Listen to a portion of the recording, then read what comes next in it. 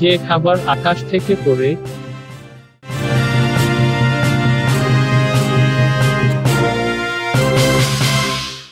যে খাবার আকাশ থেকে পড়ে পিঁপড়া বৃষ্টি বলা চলে একে। এরা আকাশ থেকে উড়ে উড়ে আসে, মাটিতে পতিত হয়, আর কুড়িয়ে সেগুলো স্তূপ করে।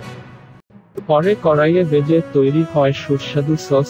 দক্ষিণ মেক্সিকোর ওক্সাকা নগরীতে এক বিশেষ ডেলিকেসি।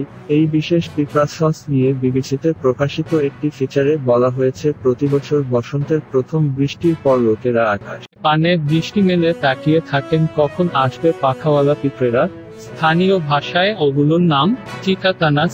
বৃষ্টির পর এগুলো দলে দলে ছুটে যায় আকাশ পানে, আর গোটা আকাশ করে যায় এই পোকায়। ওগুলোর মোটা বড় শরীরে অতি হালকা ছোট ছোট সদ্য গজানো পাখা।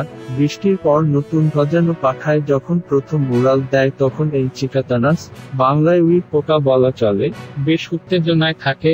প্রবল পাখা চাপটিয়ে দ্রুতই তা ভেঙে ফেলে পিপিলিকার পাখা হয় মরিবার তরে।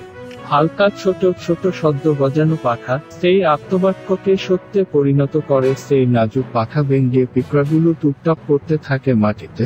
তখন শুধু কুড়িয়ে সেগুলাকে এক জায়গায় স্তূপ করা। ছোট ছোট শিশুরা মহা আমোদেই তা করে। তখন সেগুলো ভেজে খাওয়া চলে। ওক্সাকার সবচেয়ে এক্সক্লুসিভ রেস্টুরেন্ট ক্রিউলোর সেলিব্রিটি শেফ এনরিক ওলভেরা এই সস বানান পরম আন্তরিকতায়। শিখেছেন ছেলেবেলায় মায়ের কাছে। প্রথমেই তিনি বড় কড়াইয়ে পিঁপড়াগুলো ভেজে নেন, এরপর অ্যাভোকাডো পাতা ভেজে তার সাথে নেন চিলি ডি আরবল নামের বিশেষ মরিচ ও কিছু রসুন। এরপর মোলাকাজেট নামে মেক্সিকান বিশেষ পাত্রে ঢেলে নেন সবগুলো উপাদান। আগ্নেয় পাত্রে তৈরি এই বিশেষ পাত্রেরও বিশেষ গুরুত্ব রয়েছে এই পিঁপড়ে সস তৈরিতে। খাদ্য উপাদান স্বল্প, কিন্তু স্বাদ ও গন্ধে এক অসাধারণ খাবার।